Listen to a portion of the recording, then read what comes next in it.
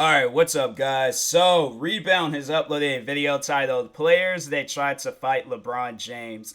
There's some, because I know watching that like NBA like heated moments from Golden Hoops.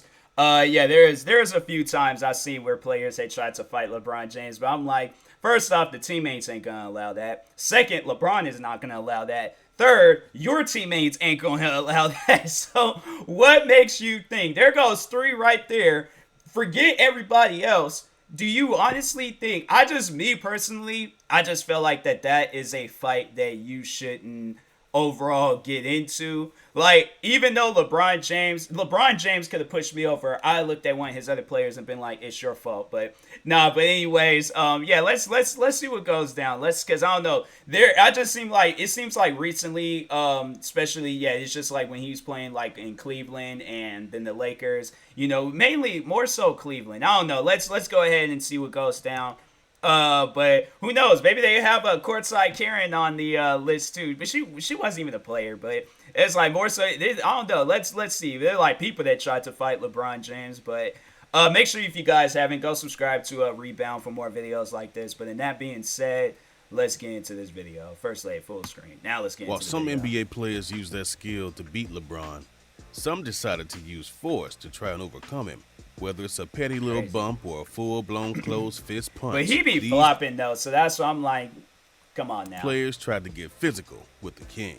Dang. Fred VanVleet had barely been in the league for 2 years when he yeah. decided to pick a fight with King James. During the second quarter of the Game 1 Eastern Conference maybe semifinals, no. LeBron I'm had thinking picked of up the somebody ball and else. began a Never mind. fast break attempt. Rushing down the court with VanVleet in pursuit, LeBron dished the ball off to the three-point line as he waited for an offensive rebound. While in the post, VanVleet was very obviously trying to shove LeBron out of bounds as he assumed something of a lineman position to push all 250 pounds of LeBron.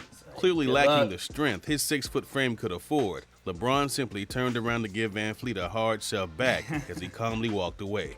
VanVleet attempted to continue the shoving before his more experienced teammates came in to intervene. VanVleet later talked about his opinions on LeBron, saying, "Obviously I respect the guy a lot, but for me, the more respect I can give him is to not give him any respect, in terms of going out there and just trying to challenge him and take him down." Playing the same position as LeBron on a rival team can naturally lead to competitive one-on-one matchups, but in the case of Paul Pierce, it led to a lot of bad blood.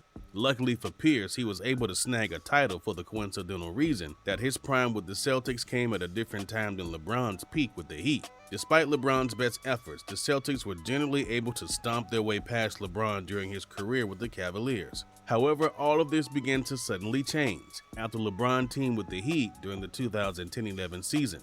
It would be during that first year that the Celtics suffered from an upsetting conference semifinal loss to the Heat, ending the series 4-1. Their super stacked team boasted the presence of often forgotten players of the Celtics like Shaq, Nate Robinson, and Ray Allen.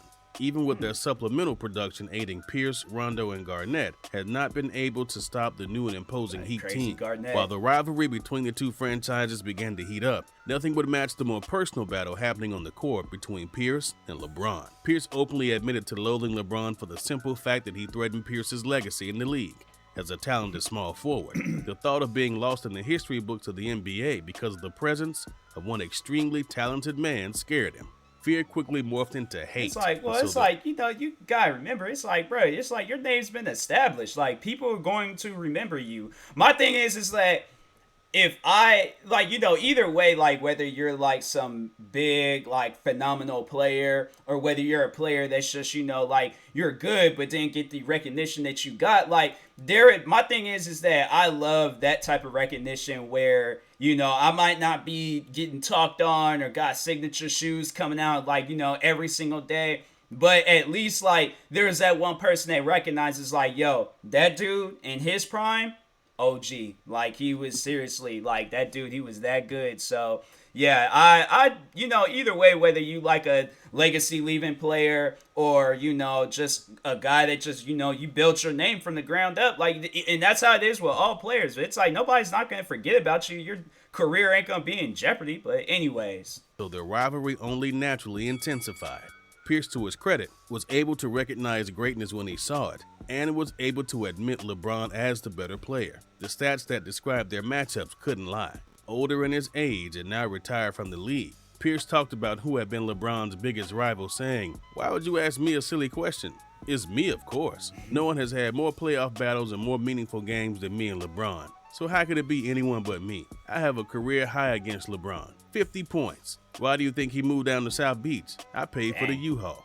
Even later on in Pierce's career, as he was winding down with the Brooklyn Nets, did the beef heighten. It had reached a point where after a Game 4 playoff matchup against the Heat, a fight allegedly broke out between Pierce and LeBron in the tunnel. The rumor alleged that after hearing a disrespectful comment from LeBron, Pierce punched him in the nose. A bit of a stretch considering the story never reached the mainstream headlines. However, Pierce was questioned later about the incident, to which he responded simply stating he wouldn't comment. Back in the days when Danny Granger had been one of the league's most deadly because wings. it's like, you like, oh yeah, I punched him in this face. And then the next thing you know, you getting fined by the NBA. No, just like, no comment. I ain't got nothing to say. So. And leader of the Indiana Pacers. He had also been known for his trash talk on LeBron and his fellow teammates on the Miami Heat. Granger's trash talk rarely erupted into a physical altercation until Game 3 of the 2012 playoffs in Indiana. After losing the ball to LeBron on defense, Granger executed an intentional foul by dragging on LeBron's shirt. LeBron, who had not looked behind him, threw an elbow that narrowly missed Granger. The intent of throwing an elbow had been enough to light Granger up, who then started to fight LeBron before being pulled away. Granger had been open about his tactics, saying, "I think there's a line and I'm tiptoeing it. That's a product of the chip on my shoulder and we have on our shoulder as a team of not being respected. That goes not just for this series, but all year. We had the 4th or 5th best record in the NBA, and I think we only had one televised game. 3 or 4 teams that didn't make the playoffs had more televised games than us. It was a matter of being disrespected nationally." LeBron then responded to the incident saying,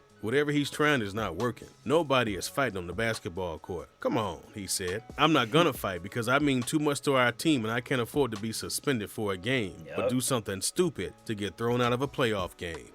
In the modern age of social media, we've come to notice that what's posted online has just as much as an effect in real life as saying it in person. Look no further than in the case of LeBron James and Enes Kanter back in 2017. The beef had started out a forgettable comment LeBron had made in a post-game interview, where he remarked the Knicks should have drafted rookie Dennis Smith Jr. over French guard Frank Ntilikina. It came out to be pretty surprising that Knicks center Enes Kanter decided to weigh in on the comments in defense of his rookie teammate, considering LeBron's comments had not seemed to have come from a position of bad intent. In his own words, LeBron remarked, "The Knicks passed on a really good one, and Dallas got the diamond in the rough. He should be a Knick. That's going to make some headlines, but he should be a Knick. He's an unbelievable talent and athleticism. He's very poised to be his age. Can shoot the ball and penetrate. He's only going to get better and better with the opportunity he's been given to play. I've been with him for so long now. I've been known his talent level." As it turned out, LeBron was right to assume his comments would have made some headlines.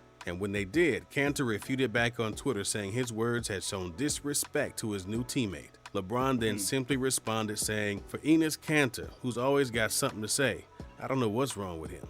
The bad blood quickly spilled over on the court after LeBron had made an alley-oop over Ntilikina as he crowded his body. Ntilikina responded by shoving his forearm into James, which then prompted the entering of his big brother Kanter, who then barked back with James. The scuffle resulted in some shoving, which then led to both LeBron and Kanter receiving technicals. I remember that. After the game, Kanter had some choice words to say about LeBron, saying, "I don't care who you are. What do you call yourself? King, queen, princess, whatever you are. We're gonna fight. Nobody out there is gonna punk us. We went out there and played our game. We're gonna go out there and get better every day."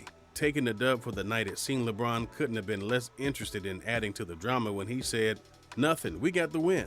I'm not gonna say that guy's name again anyway." Despite being just 6'1", Patrick Beverley has Beverly beefs with everybody, so I'm like, it's if it's one of those things where it's like any player of our time where it's all like players that try to fight Curry, player that tried to fight Durant, players that tried to fight, and he has tried to fight those guys. So it's like, of course, it's like Beverly is gonna be on this. If with any player, you know he's gonna be on the list. never been a player to turn down a fight and instead tends to start them. Among his high-profile victims was LeBron during the 2014-15 season. During the matchup, LeBron had been driving in for a basket when Beverly lined up inside the paint to draw a charging foul. LeBron then fell on Beverly, who then grabbed him to pull him in. The drama caused both LeBron and Beverly to draw technical fouls that game. This wouldn't be the only time Beverly tried his luck in getting into LeBron's Yeah, head. I think he More was. recently, Then there's then he pushed him, and then like Beverly gonna try to like get all of it. It's like LeBron's like, man, get out my face. 2018-19 season, Beverly tried bugging LeBron by swatting the ball out of his hand on a dead ball, and even attempting to start a fight with LeBron, who has historically just ignored Beverly's antics. If he's not trying to be a defensive pest on the court, he's trying to do it off the court with his over-the-top and usually heavy made-up rhetoric. When he was asked about what it's like defending someone much bigger than him, like LeBron, Beverly simply stated, "It's no challenge at all. It's not hard at all." While it's certainly true Beverly is amongst the league's better defenders, he is by no means a lockdown defender when he's matched up against LeBron. Of course, there is an exception, and not surprisingly, his comments had just come after a game where the Clippers had won after Beverly blocked LeBron's three-point shot. The block had been a game-saving one. Had it not occurred, LeBron had the chance to tie the game with just seconds left in the fourth quarter. Beverly rode the high of his block to the locker room, and while it was an impressive feat, Beverly had a hard time coming up with an answer for LeBron. LeBron went to his locker room with nearly a triple-double of 28 points, 9 assists, and 7 rebounds, while Beverly took home more turnovers than points with 3 and 2. Beverly has been a pretty open book when it comes to his defensive style, saying, "When I go out there, I know some people might not like my defense, but I really don't care. I'm out there to do my job and put us in the best position to win basketball games. So I could care less if you cry to the refs about me grabbing you or pushing you or whatever. I'm playing physical basketball. Sometimes I might foul out, sometimes I won't. That's just how the game goes.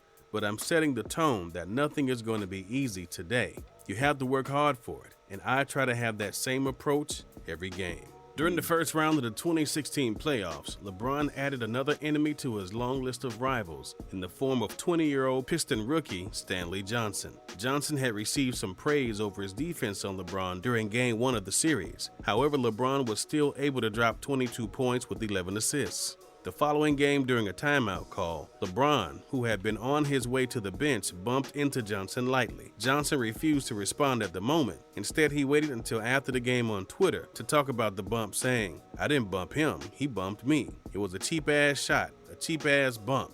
He jabbers, he moves his mouth sometimes. Their whole team does. Kind of like their little cheerleaders on the bench. Every time you walk right in the corner, they're always saying something like they're playing basketball, like they're actually in the game. There's only 7 or 8 players who play. I don't see why the other players are talking. They might as well just be in the stands, in my opinion. I wish he would just talk when the game is 0-0, not when he's up 16. I think that's more. That means something. That means you're confident in yourself. You believe what you're about to do. Don't talk after you made a couple of shots. Anybody can do that." Johnson additionally claimed that during the game he had successfully gotten that's true. Like, I was just like, yeah, it's, that's true. Ahead of LeBron, who during that game dropped 27 points on Johnson. LeBron understandably did not respond to the rookie, who during that season averaged 8 points a game with 4 rebounds. Dang, For a time in the early 2010s, it seemed like almost everybody on the Chicago Bulls had a score to settle with LeBron, and bench players have been no exception. Nazir Muhammad had joined the Bulls roster in 2012 to serve as the team's big man off the bench. Putting it lightly, Nazir failed to contribute much for the team, aside from getting it in with LeBron during the 2013 playoffs. During the game, LeBron was handed a technical foul by refs for tying up Nazir while in transition. The foul hadn't looked anything particularly aggressive or noteworthy until Nazir responded by shoving LeBron to the ground, which led to his ejection. Nazir took to Twitter to apologize by subtly hinting he could have done worse, saying, "Sorry for my overreaction and being ejected. I blacked out and just reacted after I was pushed down. I'm happy it only resulted with a push. For the kids watching, this is not the way to act on a basketball court. Hopefully, if I'm in the same situation again, I will control my emotions, but you never know what your instincts will do." His comments were almost threatening, as he implied he wasn't exactly sure what he'd do next time in the same situation. Regardless of the implications, Nazir never repeated the incident again and was out of the league entirely in 2016. Wow. If you've enjoyed this video, then we're sure you'll enjoy the next one. Click on right now and enjoy. I was like, yeah, it got maybe like first few minutes of this video. I was like, wait a minute, this ain't the same guy. But either way, it was a good video. I enjoyed it. Yeah, shout out to the Rebound channel. So I think there is like multiple people behind the channel, but it's one of those things where it's like, I know there's the one guy that usually narrates the videos and stuff that, I thought it was just him, but no, it's a pretty good video. I enjoyed it. It's cool to see like just like some of the things that be happening and stuff, because I was like I said this before on like live streams. I didn't really start getting into sports and stuff, or like actually sitting down watching it until like maybe 2015. So yeah, I know some things. I don't know a whole lot of things, but I know some. So but anyways, this was a pretty good video though. I did enjoy it. Make sure you guys, if you haven't, go subscribe to the Rebound channel. Like, subscribe to me too. I will talk to you guys later. Thank you guys for watching, and peace.